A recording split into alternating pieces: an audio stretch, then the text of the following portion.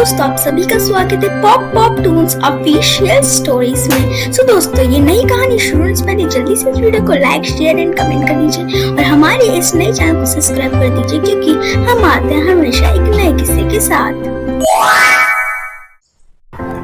Interview. अगले दिन interview का था।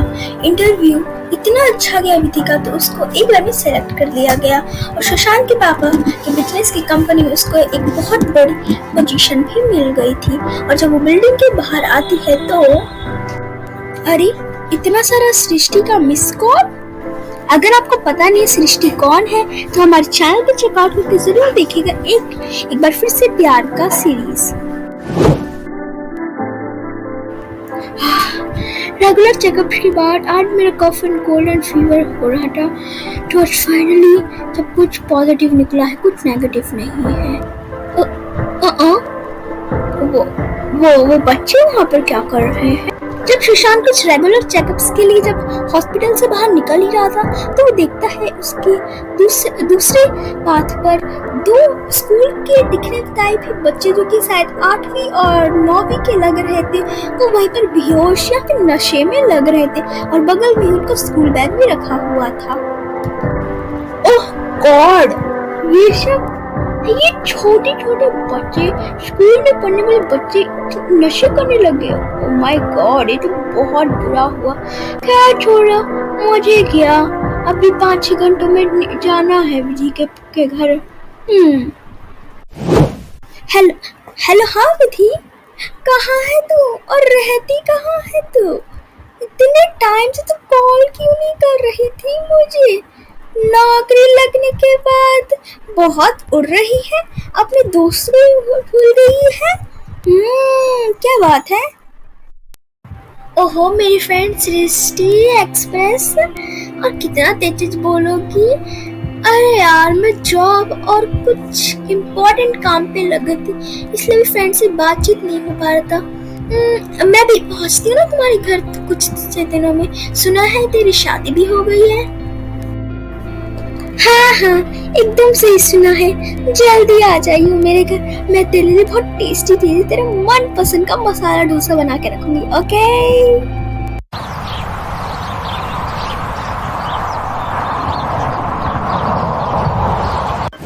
विधि अपनी बचपन की दोस्त सृष्टि से मिलने के लिए उसके जल्दी घर पहुंच जाती है। सृष्टि का घर सच में बहुत बड़ा था।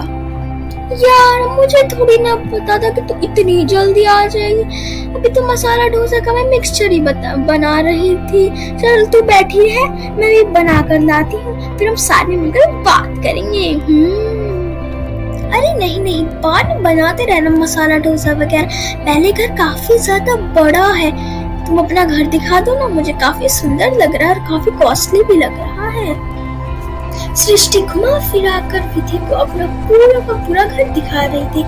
सृष्टि का घर बहुत बड़ा था और बहुत आलीशान, जैसे कोई महल हो। वैसे सृष्टि जॉब करती हो या फिर घर अभी शादी करने के बाद पूरा तरीके से एंगेज्ड हो गई हो, और तुम्हारे पति यानी मेरे जीजू कहीं दिखाई नहीं दे रहे हैं? हाँ, कर रही ना, अभी भी तो नौकरी ही मेरी शुरू हुई है। अभी शायद तो कुछ 6 महीने हुए होंगे जॉब को ज्वाइन करी हो। वीकेंड चल रहा है ना, इसलिए मैंने तेरे को बुला लिया। और मेरे हस्बैंड अपने अपने सिंगापुर गए हैं कुछ काम के लिए, 15 दिन में वापस आ जाएंगे। विधि कहाँ खो गई हो तुम? हाँ, सृष्टि, हाँ क्या बात है? वो एक्चुअली जो कमरा है, एक कॉरिडोर के पास जो लास्ट वाला रूम है, उसके अंदर कोई बच्चा लेटा हुआ है। लग रहा है एक स्कूल का कोई लड़का वहाँ पे लेटा हुआ है बिस्तर पे। कौन है वो? हाँ, ये लड़का। मैं विधि, मैं तुम्हें बताना नहीं चाहती थी, अगर तुम चले जाते तो सुनो। ये जो लड़का है वो और कोई नहीं, मेरा बेटा अनीश है, पर पता नहीं उसको क्या हो गया है। डॉक्टर ने बोला है कि इसने ड्रग्स या नशे किया है, जिसकी वजह से इसको 1 महीना बिस्तर पर ही रहना पड़ेगा। ड्रग्स की वजह से हुए, पर मैं जानती हूँ मेरा बेटा कभी ऐसा कुछ नहीं कर सकता। ये सब और तुम्हारा बेटा? नहीं, ऐसा नहीं हो सकता सृष्टि। मैं तुम्हारे बेटे को बहुत टाइम से जानती हूँ, ऐसा तो नहीं हो सकता है। तो मुझे तो लग रहा है कि कोई जानबूझ के ये सब कर रहा है। तुम्हारा बेटा ये सब नहीं कर सकता है। नहीं, बिल्कुल भी नहीं। एग्जैक्टली, मैंने भी यही सोचा था कि मेरा बेटा ऐसे नहीं कर सकता। तो फिर कौन हो सकता है इसके पीछे? लास्ट टाइम जब मुझे अनीश से मेरी बातें हुई थी तो बता रहा था कि एक अंकल मिले थे, उसे कुछ चॉकलेट्स दिया था और उसे खाकर ये सब हो गया। इसके बाद वो हॉस्पिटल में कब से एडमिट ही है। मुझे जरूर लगता है इसके पीछे कोई और ही है। हाँ, ये सब कोई चॉकलेट्स, इसका मतलब इसके पीछे सुशांत के पापा का हाथ तो नहीं है। नहीं, इतना तो नीचे नहीं गिर सकते, मैं जानती हूँ।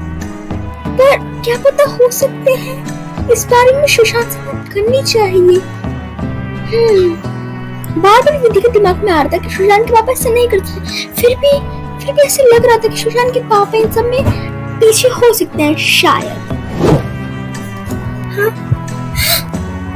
सुशांत तो और यहाँ पे एकदम सही वक्त पे आया। मुझे तो बस बहुत सारी बातें बताना है। फिर सुशांत एक करके जब वो रेगुलर चेकअप्स के लिए गया था तो उसने क्या लिखा था और उसे क्या लगा था, ये सब के बारे में वो विधि साथ ही सोनिया को भी बता देता है। और ये सारी बातें सुन के जिसकी विधि के पैरों तले जमीन खिसक गया था, उसका शक यकीन में बदल गया था। फिर एक करके विधि ने सुशांत को क्या हो उसके फ्रेंड के घर जाने के बाद उसने क्या देखा, वो सारी बातें सुशांत को बता देती है। देखो विधि, मुझे इन सब में से और कोई नहीं, और तुम में से दोनों छोटे के मेरे पापा ने कहा है कि एक दिन जब वो सिंगापुर गए थे 15 दिन के लिए, या फिर वहाँ पे जो भी, मुझे ठीक से याद नहीं कौन सी जगह गए थे, तो जो भी जगह गए थे वो बोले कोई प्रोडक्ट की चेंजिंग करना है, इसी के काम से गए थे। इसका मतलब ये सारा काम मेरे पापा ही करते हैं लग रहा है। ओह माय गॉड सुशांत, तुम्हारे पापा तो बहुत डेंजरस है। हमें लगता है कि हम तीन मिलकर उनका सामना कर सकते हैं। बस वो एक कॉल करेंगे और कभी भी हम तीनों को जान से मार डाल सकते। हमें ये सब रोक देना चाहिए। हाँ विधि, तुम समझाओ ना सुशांत को। नहीं, बिल्कुल नहीं, हम रुक नहीं सकते। इतनी सारी प्लानिंग कर लिया, हमारी सारी प्लानिंग पे पानी फिर जाएगा। इसके आगे क्या होने वाला है ये जानने के लिए जरूर देखिएगा हमारा अगला एपिसोड। सो दोस्तों, अगर आपको ये वीडियो अच्छी लगी हो तो लाइक, शेयर, कमेंट एंड हमारे इस नए चैनल को सब्सक्राइब भी कर दीजिएगा।